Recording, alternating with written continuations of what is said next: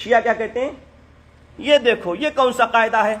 ہر بیٹا اپنے باپ کی ملکیت سے وراثت پاتا ہے، ہر بیٹی اپنے باپ کی وراثت پاتی ہے۔ ارے بھائی ہم انتقال کر جائیں گے تو میری اگر بیٹی ہوگی تو اسے وراثت ملے گی نہیں ملے گی؟ ملے گی۔ اگر کوئی بیٹا انتقال کر جائے گا تو اپنے باپ کی وراثت پائے گا نہیں پائے گا؟ پائے گا۔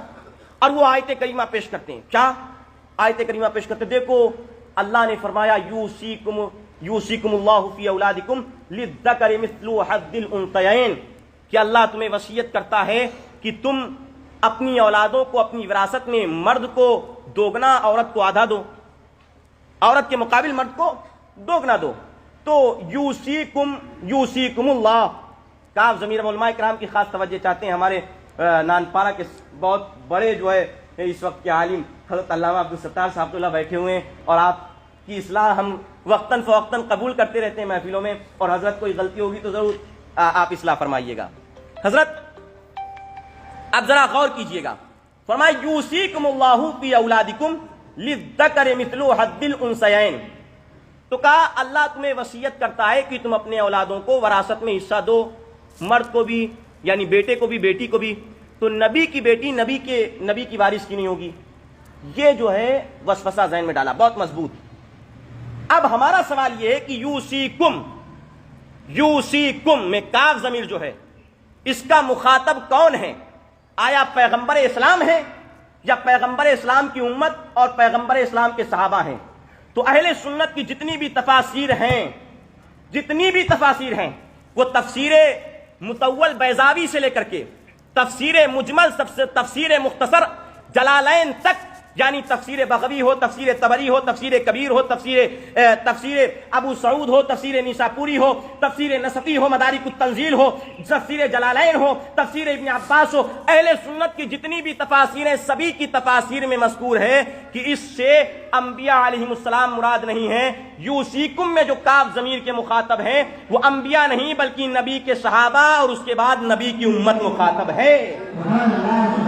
اب طلبہ ذرا غور کیجئے، خاص طور سے جس آیت کا مخاطب نبی ہو ہی نہ، جس آیت کا مخاطب نبی ہو ہی نہ، اس آیت کو دلیل میں آپ، جس آیت کا مخاطب نبی ہو ہی نہ، اس آیت کو آپ دلیل میں نبی کے ورثہ کے بٹنے میں آپ دلیل پیش کریں، یہ قابل قبول دلیل ہے۔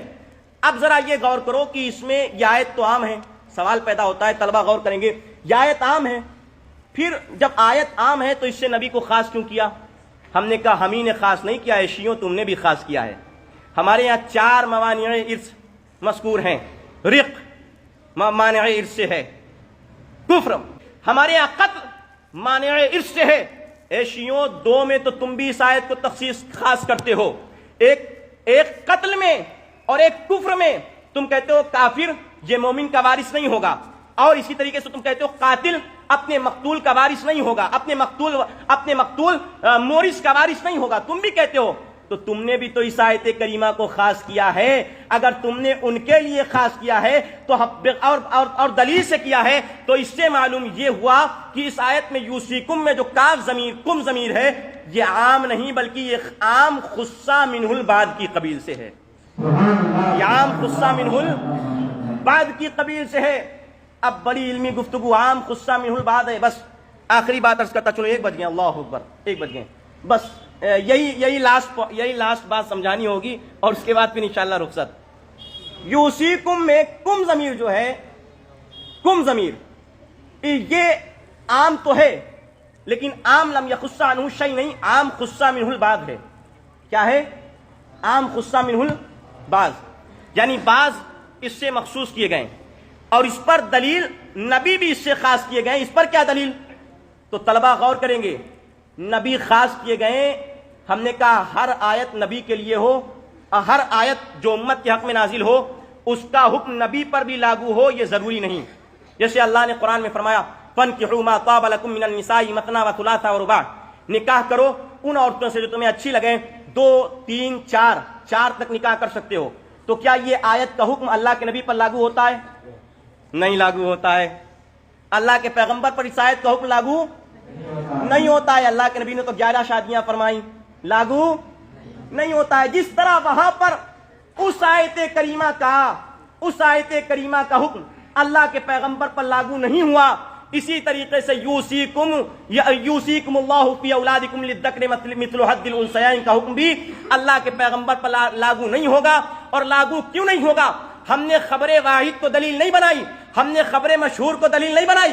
الحمدللہ فقیر نے 11 صحابیوں سے مروی خبر متواتر کو دلیل بنائی ہے، جس کے ذریعے سے اس کو عام خصہ منہ البعض قرار دیا گیا ہے، عام خصہ منہ البعض قرار دیا گیا۔ تو یہ مختصر گفتگو، یہ بڑے بڑے وسوسے ڈالتے ہیں، ان وسوسوں میں مت آئیے۔ باغ فدق کا مسئلہ اتنا گڑھ لیا ہے شیعوں نے، اتنا گڑھ لیا ہے شیعوں نے، بس اللہ تعالیٰ سے دعا ہے اللہ اپنے حبیب علیہ السلام کے سرے سے ان شیعوں کے وسوسوں سے ہمیں محفوظ فرمائے۔